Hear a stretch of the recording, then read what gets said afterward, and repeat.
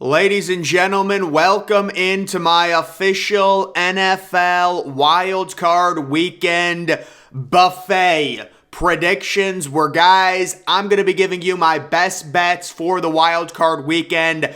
I'm going to be saying for every single game, what is the one bet that I would make? Then we're going to look at the smart money, and then I'm going to give my top 3 parlays for this weekend. And I will say, if I do stream this weekend, there's a few different parlays you can do and actually involve college basketball and the NBA and really make some significant money, because some of these games, these NFL games, are obvious, and then you parlay them with college basketball, things like that. It becomes easier to make money. So guys, these are my favorite bets. We're going to go game by game, starting with the Saturday games. And the first one, I do like the under 43. A few sports books have already dropped this to 42.5. The Seahawks 49ers. Guys, there's a trend going on with San Francisco home playoff games. They always seem to go under. Let's also understand, this is a 1:30 Pacific time start, so there's just really not a good vibe. It's going to be quiet. It's an early game on a Saturday. It's a weird time, and you've got a Seattle team with Geno Smith. Geno's had a good year, but he's had a few hiccups later in the season. He's kind of cooled off a little bit, and he's going on the road in a tough environment in San Francisco. And we know the 49ers, they want to run the ball. They want to ball control. They've got a rookie quarterback who is just trying to manage the game and allow Nick Bosa and that defense to really create some big turnovers. So guys,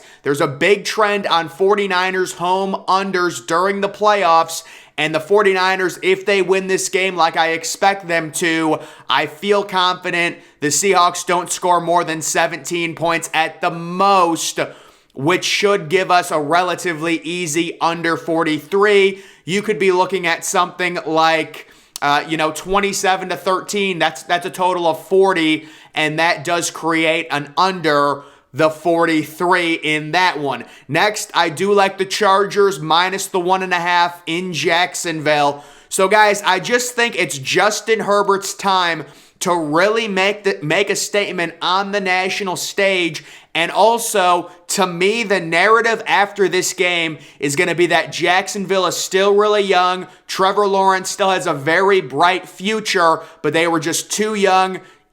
Justin Herbert's another young quarterback, but he has more experience. He's been in the league longer. He's been an elite level quarterback a lot longer than Trevor Lawrence is.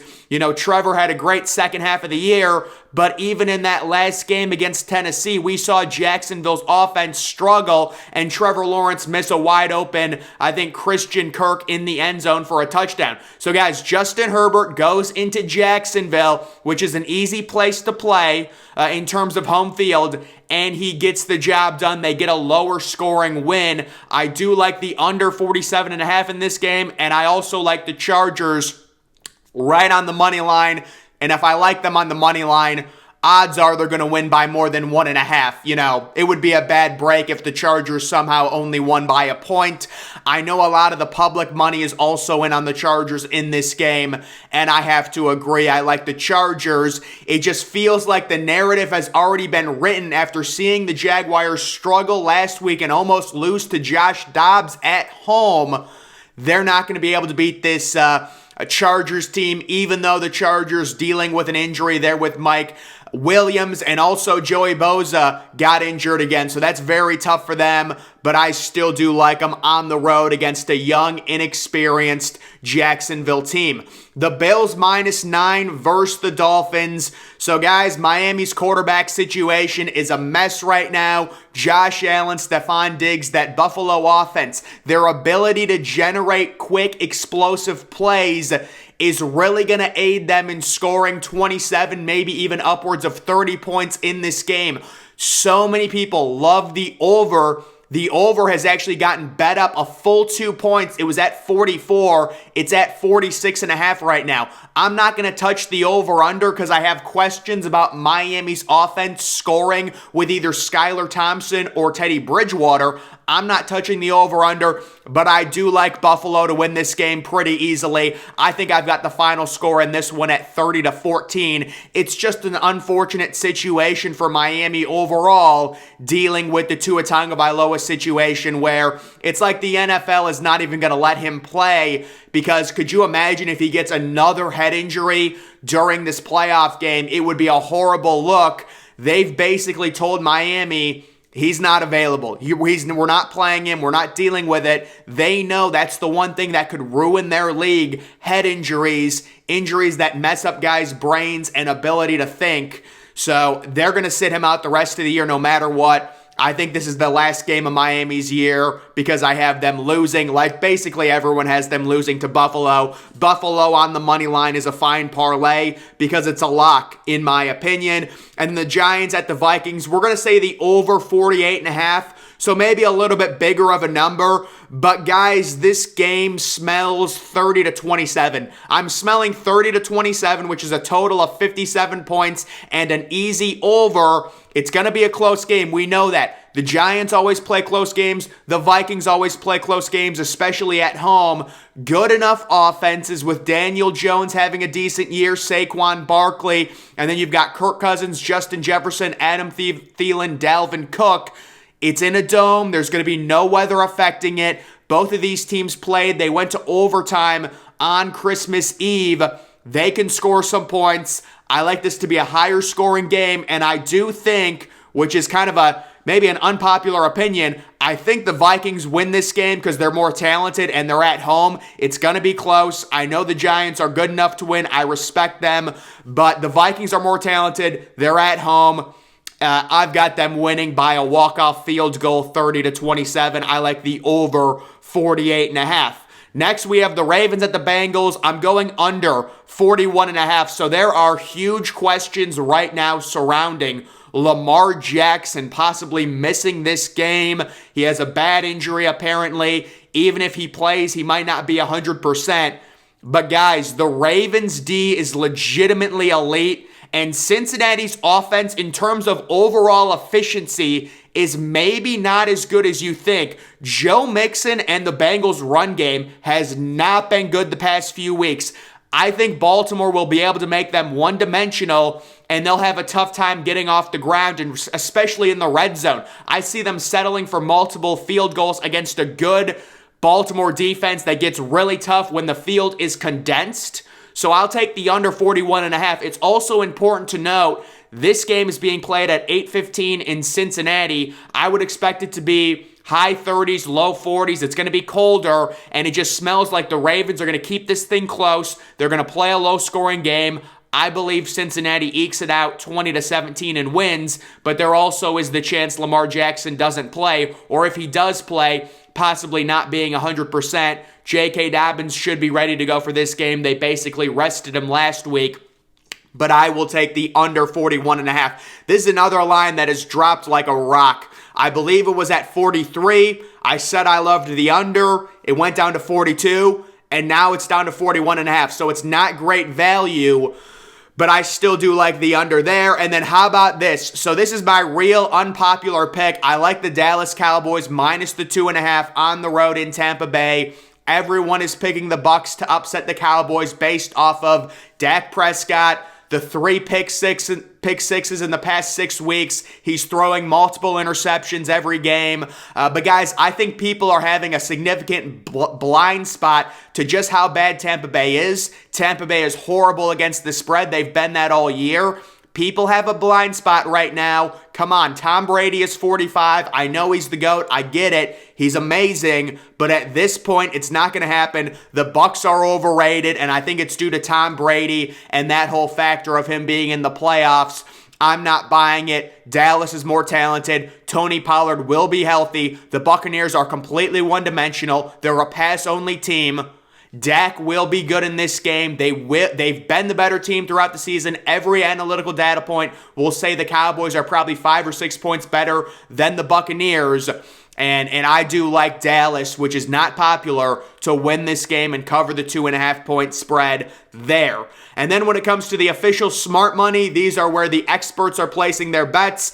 The Giants +3 at the Vikings, that's a favorite for everyone. Just the overall value of the Giants. A lot of people think they're going to win this game outright, so there has to be value on them +3. Also, Minnesota, they play close games no matter what. So even if they win this game, they might only win by 3 points. They might only win by 2. Giants +3 is good value there according to the experts. The Ravens at the Bengals, we like the under. The under 41.5. The Ravens, great defense. Cincinnati, maybe not as good as you think they are on offense, kind of struggling to run the ball. And the Lamar Jackson factor. The Ravens are really going to want to squeeze the time of possession, control the ball, limit Joe Burrow's chances, whether they have Lamar Jackson or not. I do trust Baltimore's defense to play well enough to get a few red zone stops and force some field goals. And then how about this one? I kind of like this one. The Cowboys at the Bucks, a lot of money coming in on the over 45.5. We'll see. Dallas's offense has shown the ability to be extremely explosive, but also turn the ball over a lot. The Buccaneers getting better on offense. Tom Brady playing well late in the season. He had the huge game with Mike Evans against Carolina. So I could see this on Monday night. Brady versus Dak. The NFL wanting a higher scoring game. I would certainly understand that. And guys, when it comes to my top 3 parlays this weekend, again, I would be utilizing some of these money lines to parlay them with college basketball games, NBA games, things like that, because there are only 6 NFL games. But these are my favorite bets to make in terms of value money lines. I love the 49ers to win this game versus the Seahawks. I would be shocked. I understand Brock Purdy. It's tough to trust, a rookie 7th round pick, but they've just got such a talented roster. The Seahawks kind of backed their way into the playoffs. I trust the 49ers and Kyle Shanahan to at least win this home game. The Chargers money line at Jacksonville, I really like them. I just think the narrative around Jacksonville is they're a year away. They're young. The AFC South is wide open. They will be back. But the Chargers win this game. Justin Herbert gets a big-time playoff road win. And then I do like the Bills on the money line versus the Miami Dolphins. I'm sure everyone does. That's an easy one. Whether it's Skylar Thompson, whether it's Teddy Bridgewater, it would be shocking if the Buffalo Bills lost to the Dolphins, especially with a backup quarterback. So that's the first parlay. All of these parlays are just 3 bets, 3 legs. The second parlay is going to be the Bengals on the money line versus the Ravens. So while I do really like the Ravens, especially whether Lamar Jackson's injured or if he's out, it would be shocking if the Bengals lost this game. So I think you're relatively safe going in on the Bengals on the money line, although you might have to sweat it out. You might have to sweat that one out. The Cowboys money line versus the Bucks. Very unpopular. I understand it. It would just be surprising if at this point, this Buccaneers team, the way they played in the regular season, again, I understand Tom Brady in the playoffs. He's a different animal, but the Cowboys are just so much better. They're more talented. Tony Pollard's going to have a great game, in my opinion. Zeke will get his 1-yard touchdown. CeeDee Lamb, Noah Brown, the receiving core, Dak Prescott should be good enough to win that game. And then the Bills, I do like them to also cover the spread minus the 9 versus the Miami Dolphins. I think they put it on the Dolphins, and it's just going to be a mismatch in that one. And then the third and final parlay, it's going to be the Seahawks at the 49ers. We do like the under 42.5 or 43, depending on which sports book you get it at. In that one with San Francisco home games there. The Chargers at the Jags, we're also going to go in on the under 47.5. It's just too big of a number. We saw Jacksonville at home barely hang on to beat Tennessee 20-16. That game went way under. I see this one at like 22-17 with a Los Angeles win. So I do like the under there. And then we do like the Cowboys at the Bucks, the over 45.5. It's Monday night. It's Dak versus Brady. Let's not overthink it. Let's understand that it's kind of interesting with this game. A lot of the public tickets are on the under, but a lot of the sharps are on the over. So whenever that happens, I would say trust the over in a situation where a lot of the tickets like the under, but the people that put actual money and bet a lot, they like the over. So Cowboys at Bucks, the over 45.5. We expect in Tampa, Florida, the weather to be very cooperative, and it should have really good conditions for offenses to excel in that one. But guys, that's going to do it for my official Wild Card Weekend top betting picks and parlays. Make sure you're following me on Twitter. Link to that's always in the description. I'm, of course, the Depressed Ginger. Thank you for watching.